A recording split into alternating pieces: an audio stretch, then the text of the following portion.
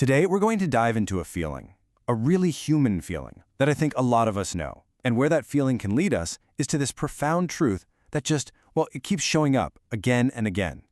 Have you ever felt that? That quiet searching? It's not some big dramatic crisis. It's more of a hum in the background. This feeling that something's not quite settled, even when, on paper, everything looks pretty great. Yeah, and it's funny, right? We don't usually walk around thinking, I feel separate from life today. It's way more subtle. It's that itch you can't scratch, the endless scrolling on your phone, always needing some kind of background noise. Just this feeling of being in constant motion, searching for something. And it feels like something's not quite done, Like, okay, if I just finish this one more thing, if I just check this one more box, then I can relax. But then never actually seems to arrive, does it? It's like what we really truly want is always just over there, just around the next corner. We can almost taste it, but we can't quite get our hands on it. And this feeling, well, this is what kicks off a much, much bigger story. Okay, so let's make this real. This isn't just some abstract idea. We're going to look at a personal story of how this quiet searching can totally turn a life upside down.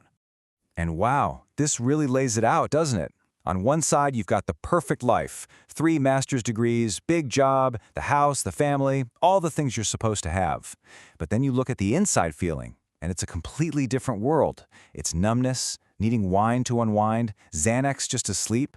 It's a life that looked perfect from the outside, but just didn't feel real anymore. So what happens when you just can't keep up the act? Well, sometimes what looks like a total breakdown from the outside is actually the start of a massive breakthrough on the inside. And you can see how it all unfolded here. It starts with that numbness back in 2012. 2 years later, it hits a crisis point, a complete break from a life that just felt like a performance. And then, a huge leap to Kathmandu. The journey literally started by feeling completely lost, but that was the only way to eventually get found. But here's the thing that's so wild. This huge personal discovery, it turns out it wasn't new at all. It was actually an echo of a very, very old truth, one that you can find woven through countless cultures all across history. The big aha moment wasn't about how different all these traditions were. It was the complete opposite.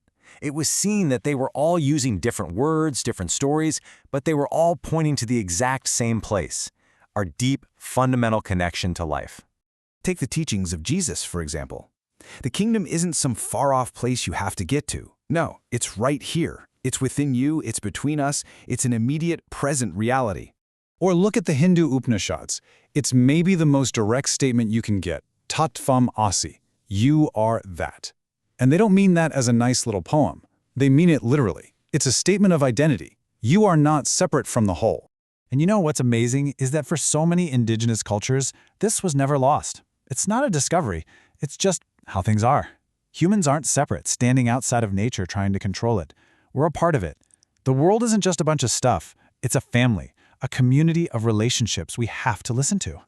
Okay, so this might all sound a little out there, a little philosophical. But hang on, because this is where things get really interesting. Modern science, I'm talking about physics, started bumping into this exact same idea. I mean, listen to this. Albert Einstein himself said that our sense of being a separate self, this little me inside our heads, is basically an optical illusion of consciousness. That's not a guru talking. That's Einstein. You see, physics had this massive shift. The old way of seeing things was a universe full of separate objects, right? Like cosmic billiard balls bouncing around. But then quantum physics came along and blew that all up. It showed us that on the deepest level, reality isn't made of things at all. It's a single, shimmering web of relationships. Nothing, and I mean nothing, exists on its own.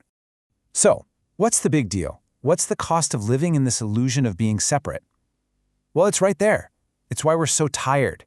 It's that feeling of having to constantly push and pull and manage everything in our lives. It's trying to carry this massive weight that we were never designed to carry by ourselves.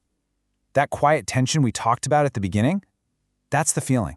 That's the friction of trying to live as if we're separate from the very fabric of life that's holding us up. And this all leads us to the answer, which is kind of beautiful.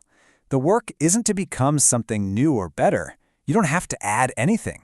It's actually about letting go, about simply remembering a truth you've always known deep down. Really, if you could boil this whole journey down to one single idea, it's this. I belong to the fabric of life far more deeply than I had remembered.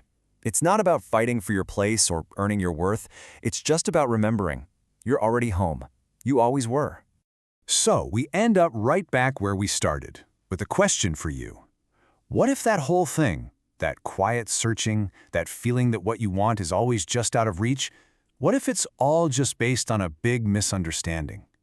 What if the truth is, you were never ever separate to begin with?